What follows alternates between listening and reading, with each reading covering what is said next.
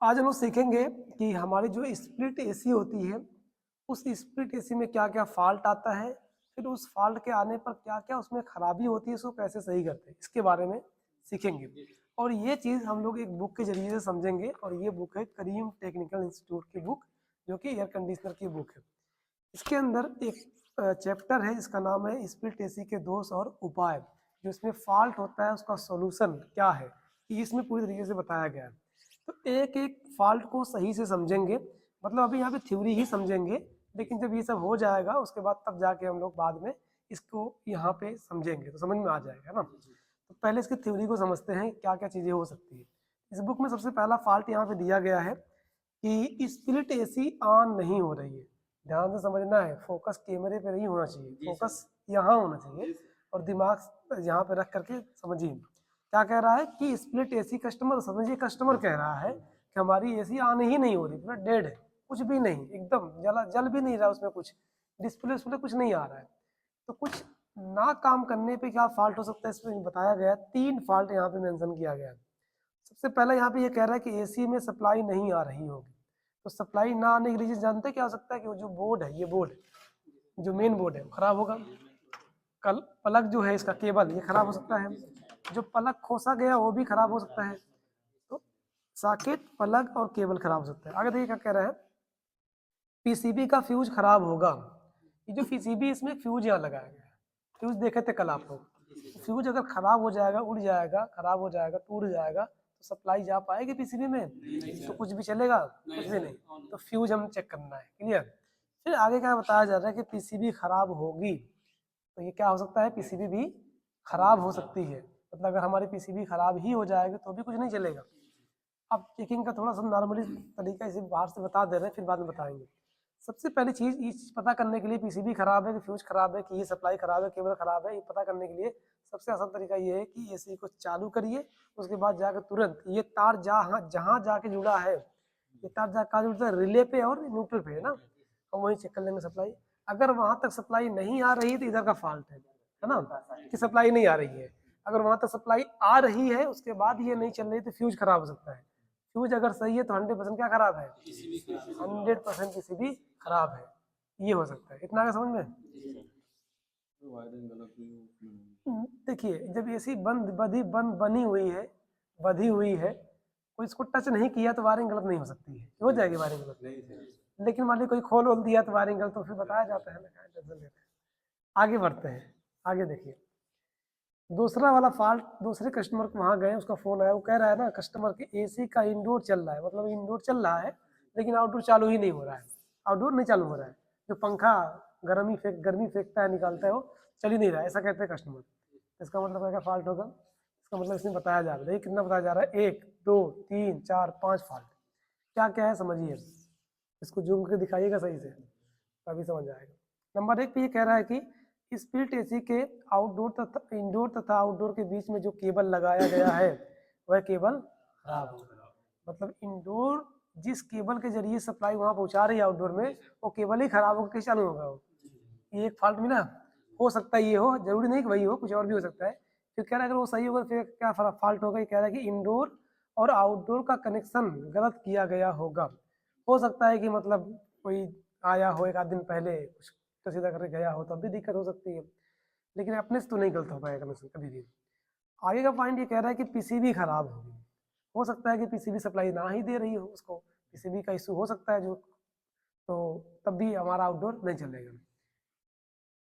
अब आगे कह रहा है कि मैग्नेटिक कंडक्टर खराब होगा, मतलब शॉर्ट होगा, खराब होगा, खराब मतलब ओपन होगा।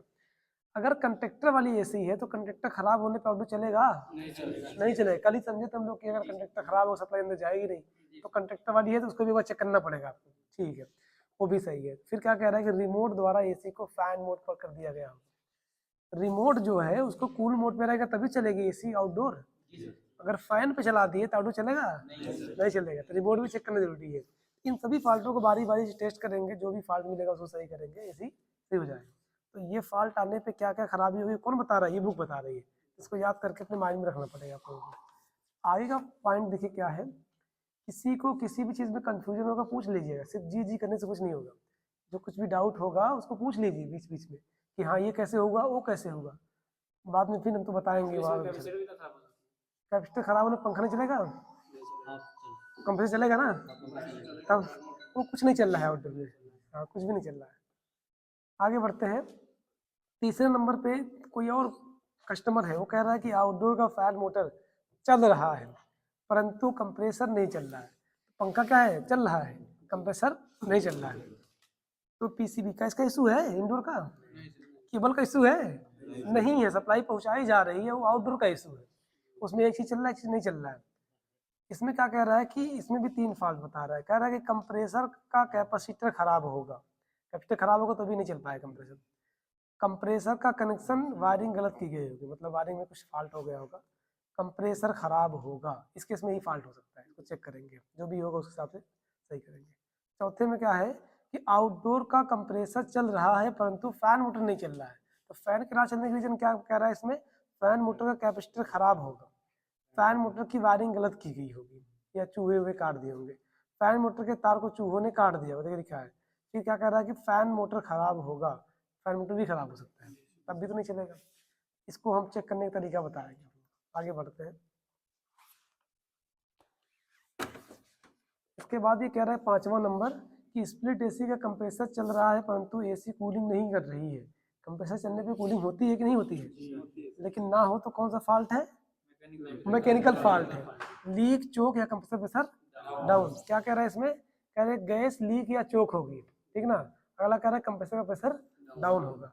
इसके अलावा कोई रीजन नहीं। अगर कंप्रेसर चले इसका मतलब वोल्टेज ठीक है, तो वोल्टेज कहाँ दिक्कत है। अगर कंप्रेसर अगर ना चलने, जाहिर सी बात वोल्टेज ही कम रहेगा तो कंप्रेसर कैसे चालू होगा, होगा ही नहीं।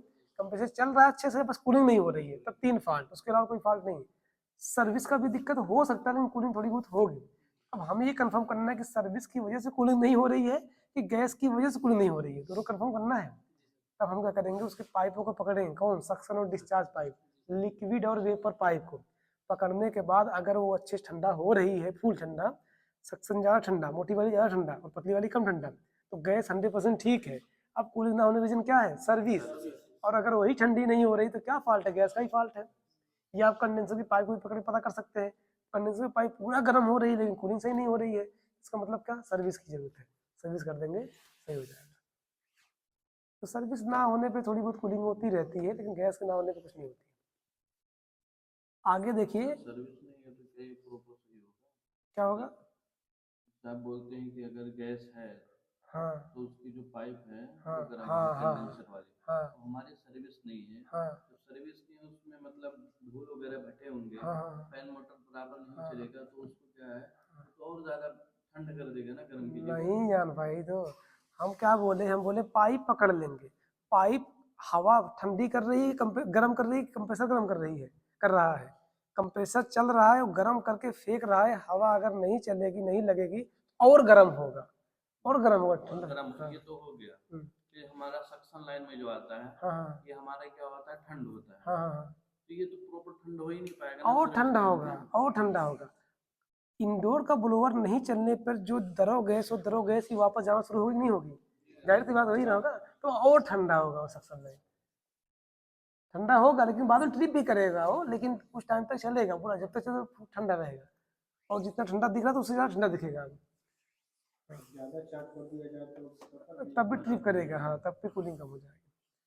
आगे का जो 6 नंबर पे ये कह रहा है फॉल्ट, ये कह रहा है कि स्प्लिट एसी कूलिंग कम कर रही है। कम करने के रीजन बहुत सारे इसमें बताया गया, ध्यान से सुनते रहिए। सबसे पहला कहा जा रहा है कि एसी की सर्विस नहीं की गई होगी, सीजन में सर्विस की जाती है चालू करने से पहले, तो सर्विस जरूरी है। सर्विस हुई है तो क्या फॉल्ट होगा, एसी में गैस कम चार्ज की गई होगी, एसी में अगर गैस भी कम होगी या लीक होने से कम हो जाएगी तो भी कूलिंग बहुत कम करेगा। वोल्टेज कम आ रहा होगा, वोल्टेज कम आने बार बार कंप्रेसर ट्रिप करेगा, कूलिंग अच्छी हो नहीं पाएगी। फिर कह रहा है कि आउटडोर, आउटडोर के कंडेंसर को दक्षिण दिशा में लगाया गया होगा, इसको समझ लीजिए।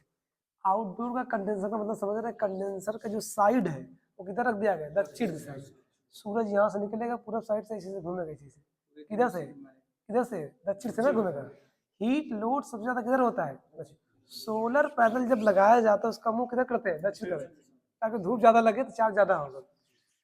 अगर उस पर धूप ज्यादा लगेगा कंडेंसर पे तो पहले से खुद गर्म है, बाहर से भी गर्मी, तो गर्मी निकल नहीं पाएगी सही से, तो बार बार क्या होगा, कंप्रेसर ट्रिप होगा और कूलिंग सही नहीं होगी।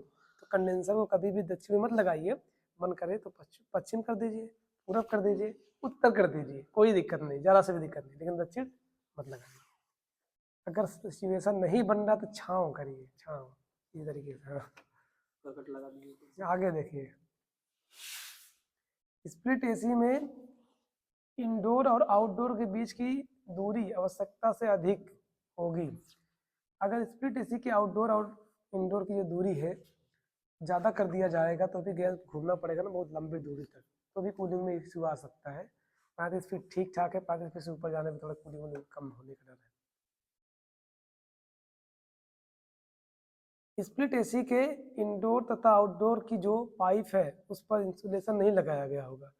अगर वो कवर नहीं चढ़ाएंगे धूप लगेगी, धूप से क्या होगा, वो जो पाइप से गैस ठंडी आ रही है और धीरे धीरे गर्म हो जाएगी। हाँ, तो इंसुलेशन लगाना जरूरी है, सीलिंग लगाना जरूरी है। एसी की अपेक्षा रूम की साइज बड़ी होगी, होगा ना। अगर एसी छोटी लगा दे, रूम बहुत बड़ा लगा, ठंडा करेगा सही से? नहीं करेगा। रूम सही से पैक नहीं होगा कह रहा है। अगर रूम खुला है, खिड़की उड़की जो संदान खुला है तो पूरी निकलती रहेगी, हीटिंग आती रहेगी तो कहाँ ठंडा करेगा।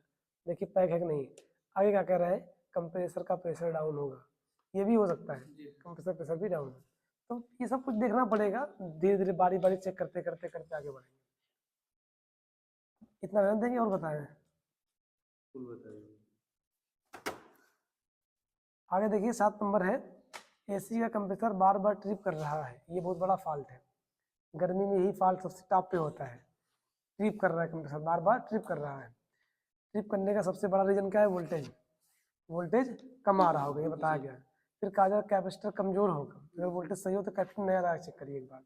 फिर कह रहा है कि गैस ज़्यादा या कम चार्ज की कर दी गई होगी, ऐसा भी हो सकता है। गैस कम रहेगी तो भी ट्रिप करता है कभी कभी। गैस ज़्यादा या कम चार्ज। आगे क्या कह रहा है कि एसी की सर्विस नहीं की गई होगी, सर्विस नहीं होगी, गर्मी नहीं निकल पाएगी, ट्रिप करेगा। कंडेंसर फैन स्लो चल रहा होगा, गर्मी नहीं निकल पाएगा, ट्रिप करेगा। आउटडोर को दक्षिण दिशा में लगाया गया होगा, तो हीट लोड ज़्यादा है, गर्मी नहीं निकल पाएगा, ट्रिप करेगा। ये रीजन हो सकता है। ये पूरा बता दें, रहने दें?